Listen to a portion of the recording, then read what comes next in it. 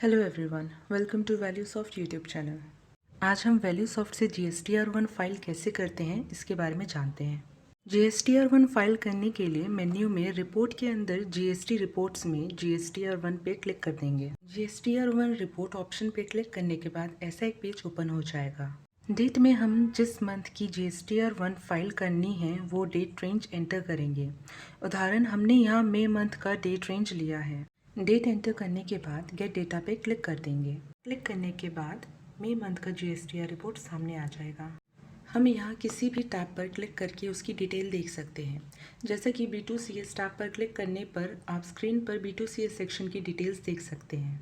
B2CS section में unregistered party का data show होता है।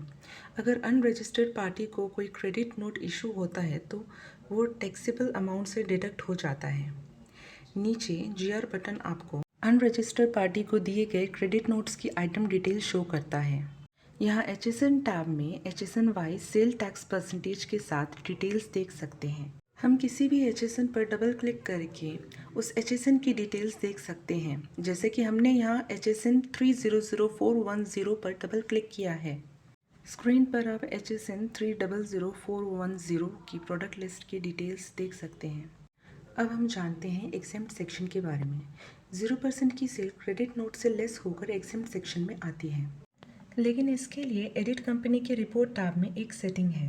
अगर इस सेटिंग को ना सेलेक्ट किया जाए तो रजिस्टर पार्टी की 0% की सेल B2B सेक्शन और 0% की क्रेडिट नोट CNDR सेक्शन में आएगी।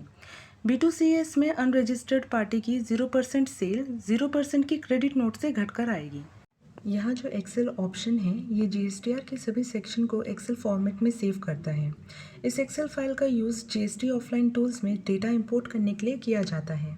ये बटन GSTR के सभी सेक्शन को CSV फॉर्मेट में सेव करता है। इस CSV फाइल का उपयोग GST ऑफलाइन टूल्स में डेटा इंपोर्ट करने के लिए किया जाता है।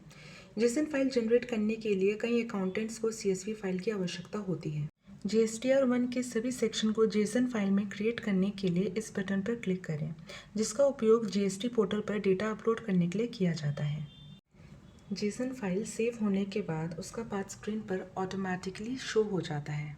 अब हम GST पोर्टल पर जाकर लॉगिन करेंगे। इस JSON फाइल को GST पोर्टल पर अपलोड करने के लिए हम पहले लॉगिन करेंगे, उसके बाद रिटर्न डैशबोर्ड पर जाएंगे।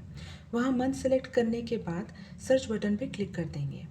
फिर GSTR टाइल में प्रिपेयर ऑफलाइन बटन पर क्लिक कर देंगे। उसके बाद ये एक JSON फाइल मांगेगा। ये फाइल सॉफ्टवेयर द्वारा ऑलरेडी जनरेट हो चुकी है। चूज़ फाइल पर क्लिक करें और अपने कंप्यूटर से उचित फाइल सिलेक्ट करें।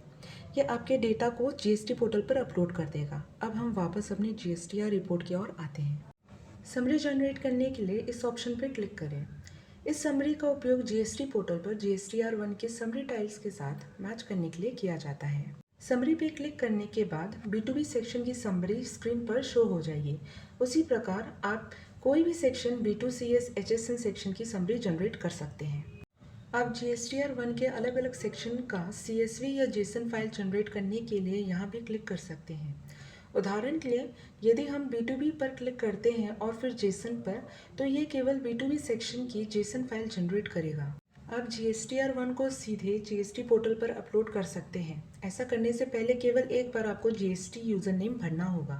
जो आपकी GST पोर्टल पर यूज़र नेम है वही सेम यूज़र नेम आपको यहाँ भी यूज़ करना है। इसके लिए हम कंपनी एडिटिंग के ID पासवर्ड सेक्शन में आएंगे। इसमें आप अपने GST यूज़र नेम एंटर करें और सेव ऑप्शन पर क्लिक करेंगे। कृपया सुनिश्चित करें कि GST पोर्टल पर API एक्सेस इनेबल है। ये केवल वन टाइम प्रोसेस है। इसके लिए GST पोर्टल पर लॉगिन करें, माय प्रोफाइल में मैनेज API एक्सेस पर क्लिक करें। उसके बाद इनेबल API रिक्वेस्ट में येस पे क्लिक करें। ड्यूरेशन में 6 घंटे सिलेक्ट करेंगे और नीचे कन्फर्म बटन पर क्लिक कर देंगे। अब हम GST पोर्टल पर डेटा डायरेक्टली अपलोड कर सकते हैं। GSTR1 डायरेक्टली अपलोड करने के लिए नीचे टू GST पोर्टल पर क्लिक करें। GST पोर्टल के बटन पर क्लिक करने के बाद ऐसा एक डायलॉग बॉक्स स्क्रीन पर दिखाई देगा। इसमें आप सेव बटन पर क्लिक करेंगे तो GSTR1 GST पोर्टल पर अपलोड हो जाएगा, लेकिन ये केवल GSTR1 को पोर्टल पर सेव करेगा, ना कि सबमिट या फाइल करेगा। आप जीएसटी पोर्टल पर सेक्शन वाइज GSTR1 भी अपलोड कर सकते हैं। इसके लिए ड्रॉप डाउन पर क्लिक करें और अपनी आवश्यकता के अनुसार ऑप्शन चुनें और सेव पर क्लिक करें। जब आप सेव ऑप्शन पर क्लिक करेंगे तो आपके रजिस्टर्ड मोबाइल नंबर और मेल पर एक OTP आएगा। वो OTP आपको यहाँ एंटर करना है और ओके बटन पर क्लिक कर दें। ये OTP 6 घंटे के लिए वैलिड रहेगा। GSTR1 को पोर्टल पर सेव करने के बाद आपको पोर्टल से रिस्पॉन्स आएगा। ये मैसेज एरर या सक्सेसफुल होने के बारे में हो सकता है। कभी कभी आपको इन प्रोग्रेस मैसेज भी मिल सकता है। ऐसे में कोई भी सक्सेसफुल या एरर का मैसेज 2 मिनट के बाद दिखाया जाएगा। अगर आपके डेटा में कोई एरर है तो इस तरह वह स्क्रीन पर आ जाएगा। कृपया डेटा को सही करें और फिर से GSTR1 रिपोर्ट जनरेट करके उसे GST पोर्टल पर सेव करें। कंपेयर बटन GST पोर्टल पर जो GSTR1 का डेटा है उसकी तुलना सॉफ्टवेयर के करंट डेटा से करता है। एरर्स की जांच और सुधार के बाद आप सबमिट पर क्लिक कर सकते हैं और उसके बाद GSTR1 को फाइल कर सकते हैं।